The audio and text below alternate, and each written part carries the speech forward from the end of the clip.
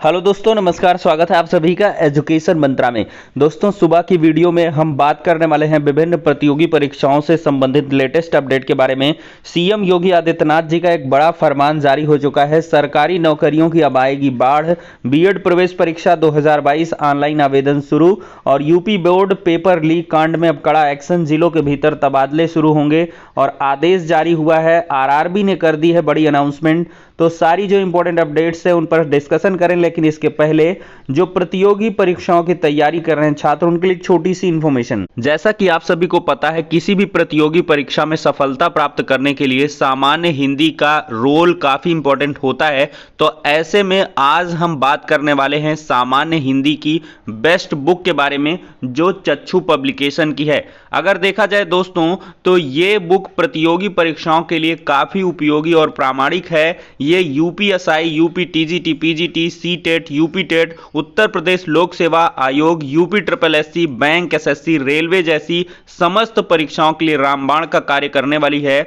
इस बुक की अगर हम खास बात करें तो इसमें पाठ्यक्रमानुसार थियरी काफी ज्यादा दी गई है। हर एक टॉपिक का डिटेल्ड एनालिसिस दिया गया है और इसके बाद बहुत सारे प्रीवियस ईयर के क्वेश्चंस दिए गए हैं, जो आपकी प्रिपरेशन को काफी अच्छे तरीके से बूस्ट करते हैं। दोस्तों, अगर बात करें इस बुक की, तो ये आपको ऑनलाइन और ऑफलाइन दोनों मोड में अवेलेबल है। ऑनलाइन के लिए लिंक डिस्क्रिप्शन बॉक्स में प्रोवाइड है और ऑफलाइन के लिए किसी भी नजदीकी बुक स्टॉल पर कांटेक्ट कर सकते हैं। दोस्तों, इस नई सरकार में, योगी सरकार 2.0 फेज में, आपको एक दिलचस्प चीज दिखाई पड़ रही है और वो है कि रोजगार के मुद्दे पर लगातार योगी आदित्यनाथ जी की 2.0 सरकार बात कर रही है। योगी आदित्यनाथ जी ने कल की मीटिंग में भी यहाँ पर रोजगार को लेकर जो बड़े फैसले हैं, बड़े फरमान हैं, वो जारी किए हैं और उन्होंने साफ तौर पर ट्वीट कर भी जानकारी दी है और साथ ही साथ फेसबुक पेज और आज के समाचार पत्रों में हर जगह इसका कंफर्मेशन मिल रहा है। आगामी जो 100 दिन का प्रोजेक्ट प्लान है वो बनाया जाएगा और 100 दिन में 10,000 नौकरियां दी जाएंगी और सबसे तेज ढंग से ये नौकरियां देने का काम किया जाएगा। तो यहां पर दोस्तों देख सकते हैं, कल की डेट पे बहुत सारे बड़े बड़े जो आदेश है वो निकल के आएंगे। और यहां पर देखिए, युवाओं के लिए बड़ा फैसला। मुख्यमंत्री योगी ने वरिष्ठ अफसरों को दिया लक्ष्य, 100 दिन में 10,000 सरकारी नौकरी। और यहां पर सीएम ने कहा कि कम समय में पूरी करें भर्ती, एक सत्र से जुड़ी सभी परीक्षाएं उसी सत्र में कराएं, 6 माह व वार्षिक भर्तियों का लक्ष्य तय करें अफसर। यहां पर पालीवाल समिति की सिफारिशों के अनुरूप पारदर्शी भर्ती प्रक्रिया बढ़ाने के आदेश भी दिए गए हैं और यहां पर यह आदेश है कि 100 दिन में 10,000 नौकरियां दी जाएं और इसके बाद इस प्लान को और भी आगे बढ़ाया जाए। और यहां पर देखा जाए तो वरिष्ठ अधिकारियों और चयन बोर्ड के अध्यक्षों के साथ वो मीटिंग कर रहे थे और उन्होंने साथ ही साथ 6 महीने और वार्षिक का भी लक्ष्य निर्धारित करने के लिए कहा है। और यहां पर देखा जाए तो उन्होंने भर्ती कार्रवाई की अवधि कम करने के निर्देश दिए हैं। बैठक में मुख्य सचिव दुर्गा शंकर मिश्र, अपर मुख्य सचिव कार्मिक नियुक्ति देवेश चतुर्वेदी, राज्य लोक सेवा आयोग अधीनस्थ सेवा चयन आयोग, पुलिस भर्ती, उच्चतर माध्यमिक सेवा चयन बोर्ड, माध्यमिक शिक्षा सेवा चयन बोर्ड के अध्यक्ष तथा अपर मुख्य सचिव उच्च और माध्यमिक शिक्षा उपस्थित रहे हैं। तो यहाँ पर दोस्तों आपने एक खास और बड़ी बात देखी है कि बेसिक शिक्षा विभाग का कोई भी अधिकारी यहाँ पर दिखाई नहीं दिया है और जो भी उच्चाधिकारी थे वो कहीं ना कहीं जो भर्तियां हैं वो अन्य भर्तियों की बात हो रही हैं। आपको यूपी ट्रिपल एससी में भर्ती देखने के लिए मिलेगी, माध्यमिक में देखने के लिए मिलेगी और उच्च माध्यमिक में देखने के लिए मिलेगी, लोक सेवा आयोग में देखने के लिए मिलेगी, लेकिन बेसिक शिक्षा परिषद कहाँ गया, ये एक बड़ा सवाल है छात्रों के मन में। और अधीनस्थ सेवा चयन आयोग ही देगा 10,000 नौकरी। देखिए, अधीनस्थ सेवा चयन आयोग के चेयरमैन प्रवीर कुमार ने बताया कि आयोग 100 दिनों में एएनएम के 9,212 पदों की मुख्य परीक्षा कराकर रिजल्ट घोषित कर देगा। हालांकि डॉक्यूमेंट वेरिफिकेशन इस अवधि में पूरा होना संभव नहीं है।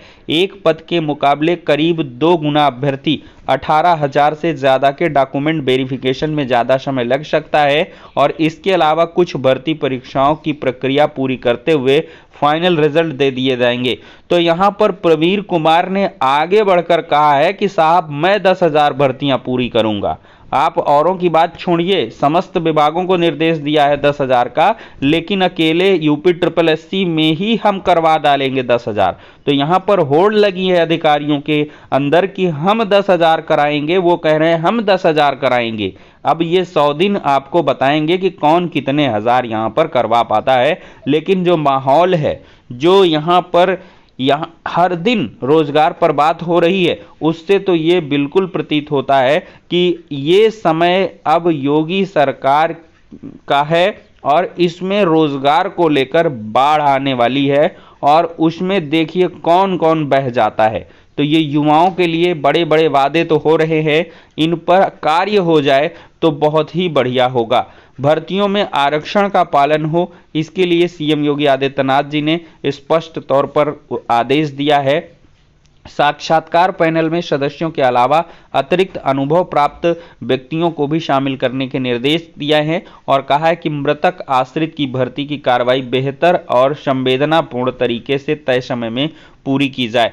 पर्चा लीक की उन्होंने चिंता जताई, कहा एजेंसी चयन करने में विशेष सतर्कता बरतें, पारदर्शी, निष्पक्ष, शुचितापूर्ण, भ्रष्टाचार मुक्त बनाने के लिए परीक्षा एजेंसी में विशेष सावधानी व सतर्कता बरतने का उन्होंने निर्देश दिया। उन्होंने भर्ती आयोगों व बोर्डों को निर्देशित किया है कि सभी भर्ती परीक्षाओं से पहले गृह विभाग से समन्वय बनाया जाए और परीक्षा केंद्रों के चयन में सावधानी बरती जाए।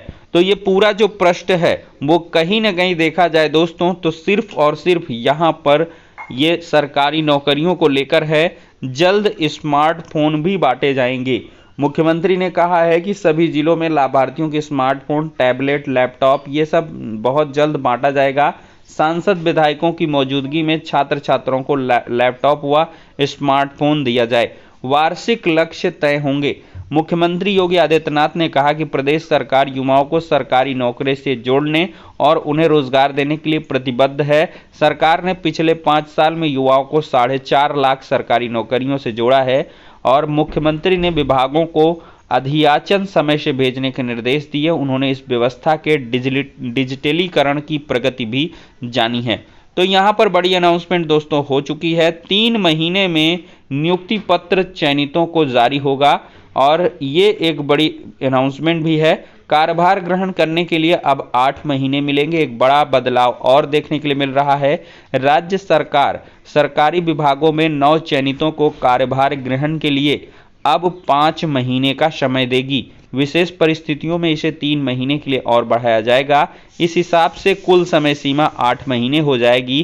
पहले यह समय सीमा 2 माह की होती थी। अपर मुख्य सचिव कार्मिक और नियुक्ति देवेश चतुर्वेदी ने गुरुवार को शासनादेश जारी कर दिया और इसमें कहा गया कि पहले की तरह नियुक्ति पत्र 3 महीने के अंदर जारी करना होगा।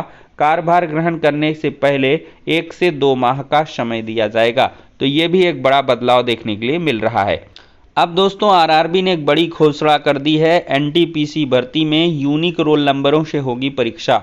देखा जाए तो रेलवे भर्ती बोर्ड की non technical popular category NTPC परीक्षा का संशोधित परिणाम जारी करने से अभ्यर्थियों को राहत मिली है और यहां पर प्रयागराज में 4030 पदों के सापेक्ष 20 गुना अभ्यर्थी अगले चरण में सीबीटी 2 परीक्षा देंगे। आरआरबी चेयरमैन जामली के मुताबिक मई में परीक्षाएं होंगी। इस बार यूनिक रोल नंबर दिए जाएंगे।